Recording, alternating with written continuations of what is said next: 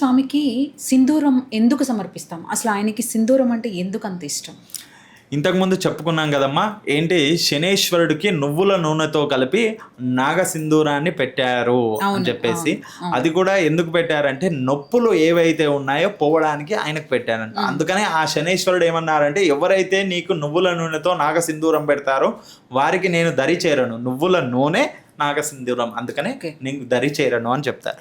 అలాగే రెండవది అందరికీ తెలిసినటువంటిది ఏంది, ఆ సీతామాత తన పాపిట్లో కొద్దిగంత సింధూరం పెట్టుకోగానే ఆ రాముల వారు చూసి సంతోషపడేవారంట.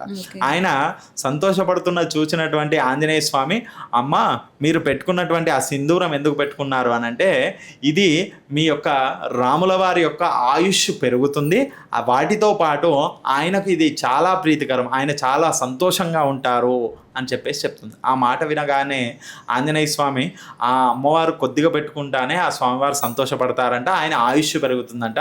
నేను నా శరీరం అంతా పెట్టుకొని వస్తాను, ఆయన ఆయుష్ ఇంకెంత పెరిగిపోతుందో, అలాగే నన్ను చూసి ఇంకెంత సంతోషపడతారో అని చెప్పేసి ఆయన శరీరం అంతా కూడా సింధూరాన్ని పూసుకొని వచ్చారంట. అప్పుడు రాముల వారు చూశారంట. చూసి, ఏమయ్యా హనుమ ఏంటిది అని అంటే, అప్పుడు హనుమంతుల వారు అంటారంట, మీకు ఇష్టం అని చెప్పేసి, మీకు ప్రీతి, మీకు ఆయుష్ పెరగాలనే ఉద్దేశంతో ఇలా చేశానంటే, ఇప్పటి నుండి నీకు ఎవరైతే సింధూరాన్ని పెడతారో వారికి నా ఆశీర్వాదం కూడా లభించి వాళ్ళకు ఆయుష్, ఆరోగ్యము, సద్బుద్ధి, సత్ప్రవర్తనలు కలుగుతాయని చెప్పేసి ఆశీర్వాదాన్ని ఇవ్వడం జరుగుతుంది. అందుకనే ప్రత్యేకంగా ఆ స్వామివారికి సింధూరాన్ని ప్రత్యేకంగా పెట్టడం జరుగుతుంది.